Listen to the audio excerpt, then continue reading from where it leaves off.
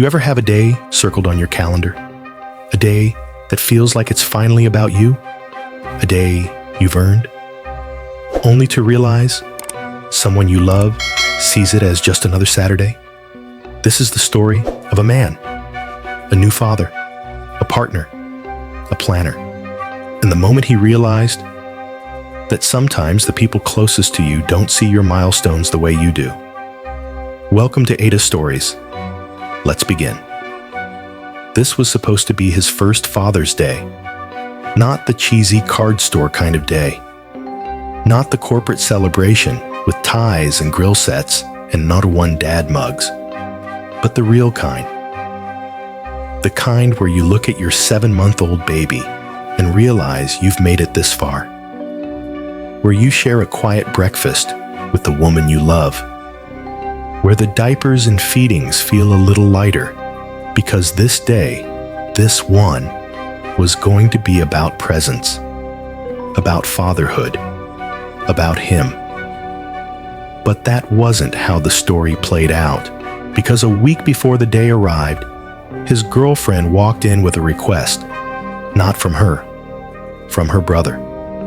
Apparently, her brother and his partner wanted to do something fun for Father's Day, something that didn't involve their toddler son.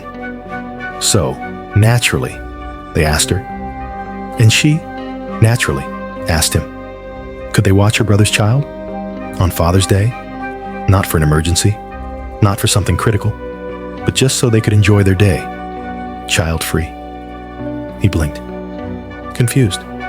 Was this a joke? This wasn't just any Sunday. This was his first Father's Day as a father. And now, instead of cherishing that experience with his child, he was being asked to spend it babysitting someone else's? He told her no, firmly, gently, clearly. I want to spend that day with you and our child. That's what Father's Day means to me. She didn't argue, not with words, but something changed. She got quiet, tense, distant, cold shoulders, short replies, heavy silences. He knew the signs. She was mad, not in a confrontational way, but in that frustrating, passive-aggressive way where love feels just a little harder to access. And so now he was stuck, not in a fight, but in a fog, feeling like the bad guy for wanting to celebrate his own role as a father. Because he said no to being a fill-in parent for a man who apparently didn't want to spend his Father's Day with his own child. Was that so unreasonable? Was it too much to ask that this one day could be sacred, shared only with the people who made him a father in the first place? The guilt gnawed at him, not because he believed he was wrong, but because she acted like he was. Let's rewind for a second. This man, this first-time dad, wasn't selfish. In fact, he celebrated her first Mother's Day with full presence. They spent the entire day together. Breakfast in bed, smiles with their baby, photos in the park, family calls, love. It was about her because it was supposed to be, and he was happy to make it so. But now, with Father's Day approaching, that same energy, gone. Replaced by an obligation to someone else's child, by a request that came without empathy, without consideration. And the worst part? It wasn't even her idea. It was her brother's. Her brother, who had the audacity to treat Father's Day as a free pass from parenting, who expected others to shoulder his fatherhood so he could, what? Go out for brunch? So here he was, holding the weight of the ask, holding the weight of the rejection, holding the weight of her silence, wondering, why is it wrong to want this day for myself? Why does it feel selfish to want to spend Father's Day? Being a father? Why is she mad at me for protecting a moment I've waited my whole life to experience? The conflict simmered beneath the surface. No blow-ups, no shouting.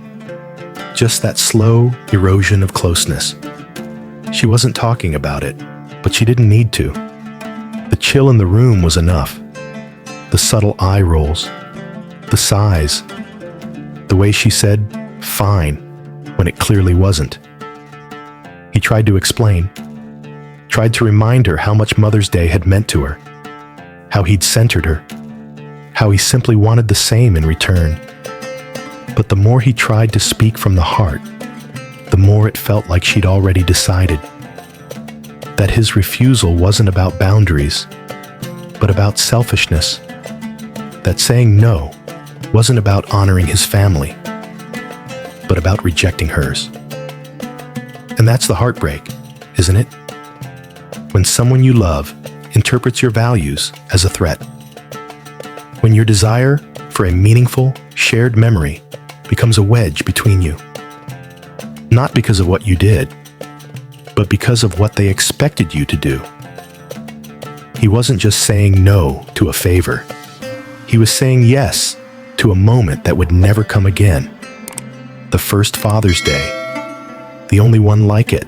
The only one with his child still small enough to curl into his chest without resistance.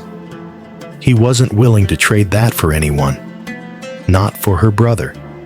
Not for her comfort. Not even for temporary peace. And that's what hurt the most. That she didn't see it that way. That instead of celebrating with him, she chose resentment. That instead of saying, "Of course not, you deserve this day," she retreated into emotional punishment. It wasn't the ask that broke him. It was her reaction to the answer. So here's the question. When your partner asks you to set aside your own joy for the convenience of someone else, and you say no, calmly, kindly, truthfully, but they still make you feel like you failed them. So, am I the asshole? You know, in relationships, the real tests don't always come with yelling. Sometimes, they come in quiet moments. A request, a choice, a boundary, and how that boundary is received can tell you everything. This story isn't just about Father's Day.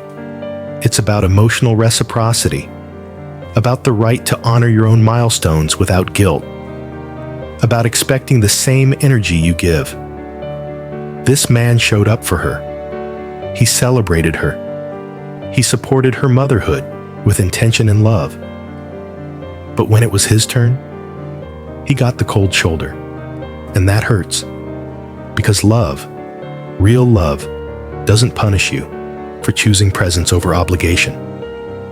So, to anyone listening, if someone makes you feel guilty for choosing your joy, your peace, your family, that's not love. That's control. Don't trade your milestones for someone else's convenience. You deserve to be celebrated, not resented. And you deserve a partner who sees your no as a reflection of your values, not a rejection of theirs. What do you think? Drop a comment below. Have you ever felt guilty for putting your own family first? Let's talk about it. This has been AITA Stories. See you in the next one.